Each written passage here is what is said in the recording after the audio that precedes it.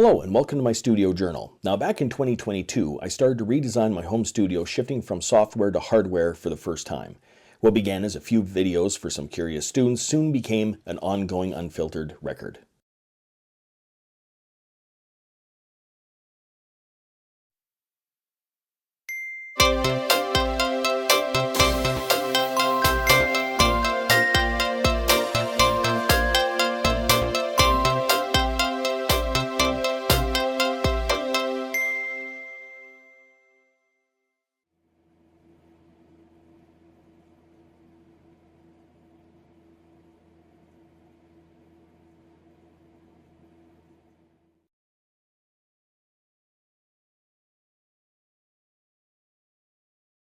Hey, welcome to my studio. A couple of students were wondering how I have everything set up in here, and while considering I'm redesigning it and rewiring everything, I thought now might be a good time to make this video.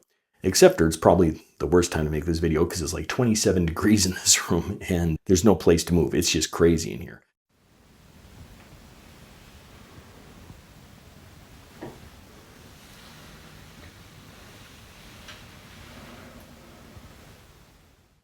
Okay, so behind me on this wall is where I'm going to have my production desk. But before I show how that all goes together, I'm going to put the bookcases back where they belong. All right, so now I have the bookcases in their right place. I have one at each end of where I'm going to have the mixing desk right in the center. I'll be able to pull back the camera a little bit later on when I actually have enough room in here to move. Okay, this is now with the desk in place, which gives us a little bit more room to work in here, but not much. So some of my students were interested in designing their own home studio, so I thought while I was redesigning certain parts of my studio and rewiring my space here, I thought, well, maybe this would be a good time to make this video. Here's a little bit about the physical space that we're in. Now, my studio is a spare bedroom in an old 4-level split. This room used to have a corner closet in that corner over there, actually, and it was removed to make more space when we turned this into a TV room. Now in this case, I only have 2 full-length walls. Well, meaning I have a ledge based on this wall, and behind me I have another ledge, so I can't use floor-to-ceiling storage solutions there. I can only use that on the wall that's behind the camera that way and the wall that's over that way. It also only has 2 electrical outlets to make things slightly worse. One is on the wall behind the camera and the one is on the wall behind me. So everything has to run from those 2 power outlets. Now, this room is probably the worst shaped room that you could possibly find. It's 12 feet 8 inches long by 11 feet 10 inches wide, which means it's almost a complete square, which means that in turn, the sonic energy that builds up in the center of the room, which is almost right here, just off the camera, is so distorting that basically it makes it really hard to get any sort of accuracy.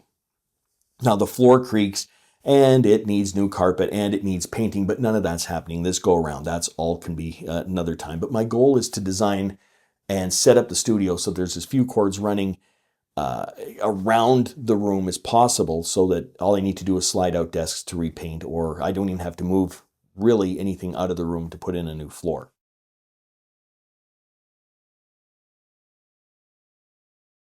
Talking a little bit about layout and design. Sometimes it's not an issue if you are building a studio for a specific purpose. For most people, though, that have a studio or project studio, it ends up being a bunch of trade-offs and compromises. In this particular studio, I had to fit a big desk. I also had to fit a smaller production desk, a full-size digital piano, and an electronic drum set. So there's a lot of big-ticket items, space-wise, not price-wise, but space-wise, that go into this particular room. Plus, I had to have a synthesizer area over on the opposite side with the mixing board. Now, when the pandemic hit, I had to change my studio over from just a place where I would do business and work to teaching lessons out of and working in full time. So I had to put in some cameras and things like this. So I had to do a little bit of a studio revamp there. Now, I've moved a lot of things around in this office, from this wall to that wall, and that's part of designing your studio, is moving furniture around to see where it works best. And I've come to the conclusion that basically where things are in this office are the only places that they can actually be in this office. The big desk has to be here. The small production desk has to be behind me. The piano has to be on the wall behind the camera there, and off the camera to that side has to be the synth wall. And I could have maybe solved that problem by buying different furniture for sure. But once again, I've used these desks for such a long time, and I feel so comfortable with them that there is really no point. And I wouldn't really want to. They wouldn't serve my needs. I have to have a large enough desk that I can do work on, plus put a keyboard and all these sort of things on. So I kind of like what I got going on here, and so I'm going to keep it.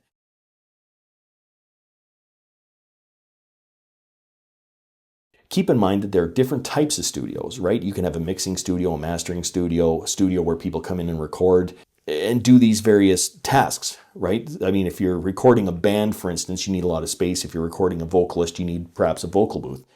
Well, in my case, it's just a project studio. So in other words, everything's done in the box, really. I don't use mics. So I don't really have to worry about outside influences when it comes to like hearing the neighbor mowing their lawn or planes flying overhead or anything like this. It doesn't really matter because none of that's going to sonically find its way into whatever I'm recording because everything is done internally. Now, even though I do use outboard gear, once again, everything is routed through a mixer and straight into the computer.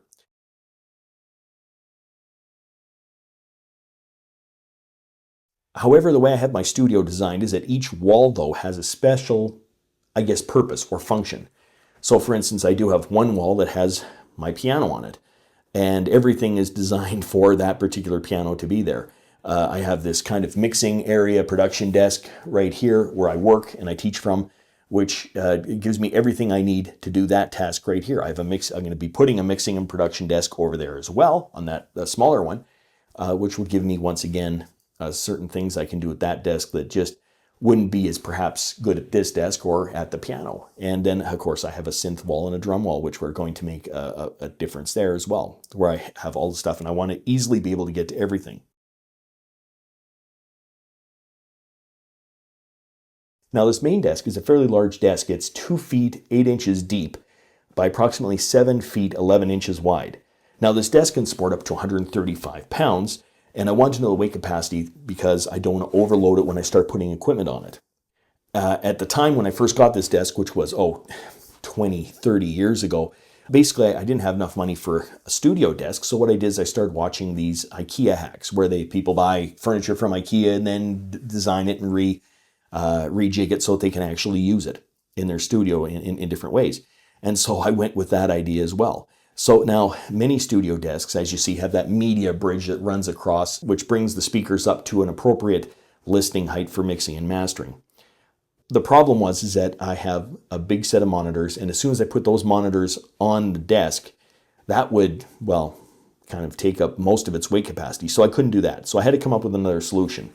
And the way I did that was instead by putting 3 holes, which we'll go over later on, but 3 holes in the back of the desk. Right, so audio monitor stands go in each one of those holes, so it kind of makes an area for a media bridge.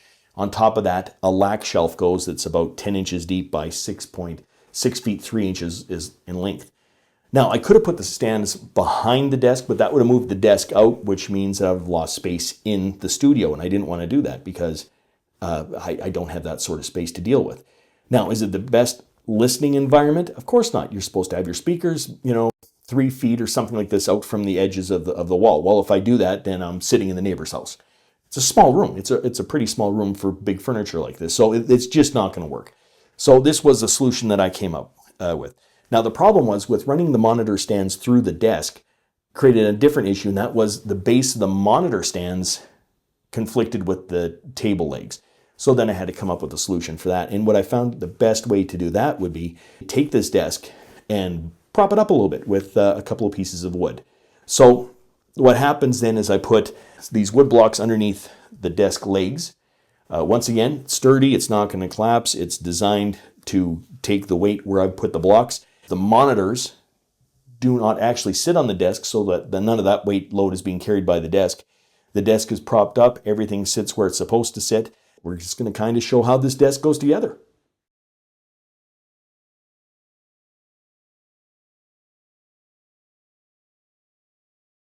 If you'd like to follow the full journey, check out my online studio journal linked in the description.